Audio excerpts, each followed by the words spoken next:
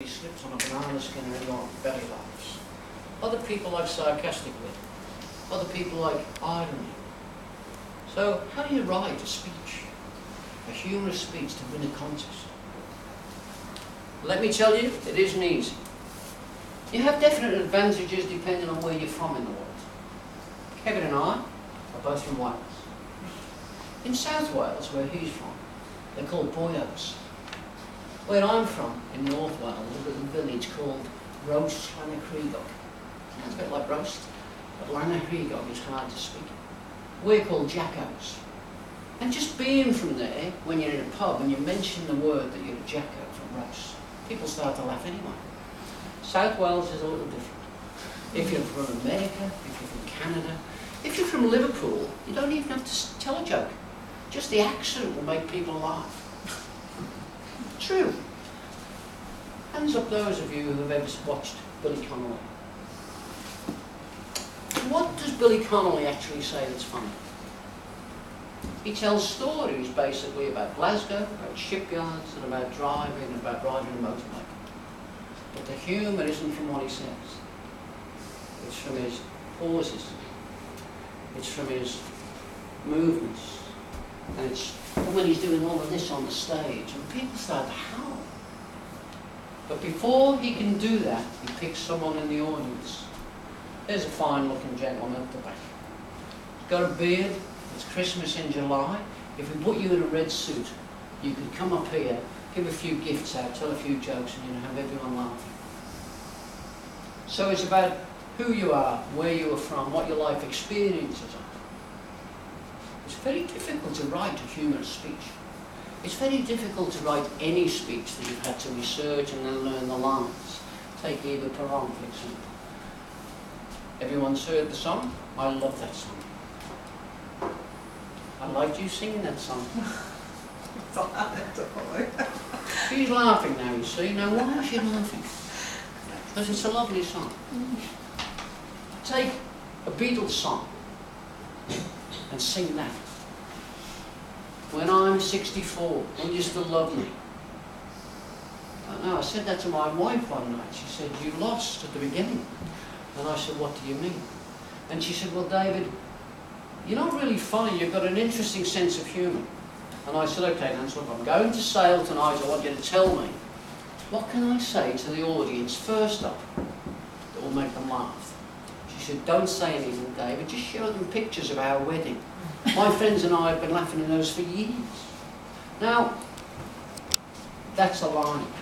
But humour comes not from what you're saying, it comes from what the audience is thinking.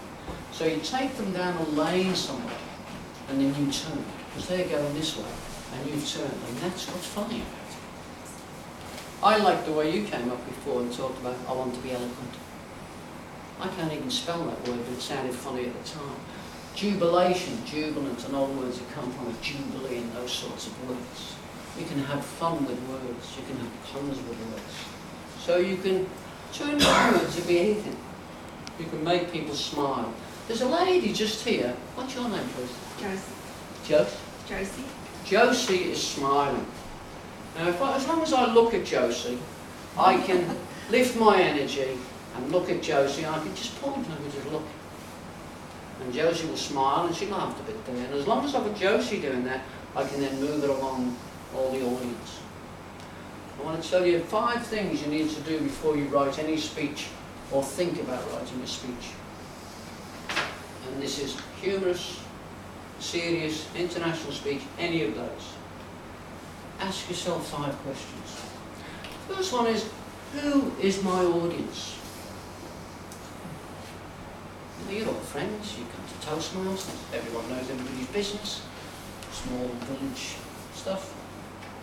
So, who is my audience? What forces motivate them? Why do people come to Toastmasters? Josie, why did you come to Toastmasters? To try and stand up in front of people and speak Give you without being nervous. I'll give you an opportunity, can I? No, it's okay. I'll not say that. So, what motivates them? What do they want from me as a speaker? I have to give them? There's 4 of the 5 questions. And when you get an answer to those, write out a sentence. And then distill those sentences into one sentence. And what that will give you is the purpose for why you're speaking to them. If it's a humorous speech, think of something funny that's happened to you. You know, I used to tell people, when I first met my wife, it was in Scotland, it was the middle of winter. I was a kind of itinerant worker, and I used to fit out telephone exchanges. Just run cables through tunnels and stitch them all together so as people's telephones would work. My wife comes from very good Scottish stock and landed gentry almost. She was the manageress of a pub. And that was the big attraction, you know, for me. Because she used to give me free beer and cigarettes on a Friday night. But I had to go and meet her mother. And I asked her what her mother was like. Well, David, she said, she's okay. I said, tell me a bit about her, because when I meet her, I need to be able to have a conversation. Well, just wait till you meet her. Okay. And then I said to her, what do I need to know about your mother so that I don't make a fool of myself? She said, well, she's pretty religious. I said, okay. And she was serious. And I didn't take it too seriously. So I called round one day and knocked on the door. Nancy was actually just on her way to work and I didn't know that. So I knocked on the door and her mum said, I won't be a minute. The door opened and this is serious. Her mum was on her knees and she was praying. She was devout. And I made my excuses and I just walked in to get something, and I swear as I walked past her, she was saying, please God, don't make it him. And, you know, that's how I met her mum. And it never got any better than that. But it's a true story, and it happened to me. And I tell friends about it now, and they laugh like you did. But what was it that made them laugh?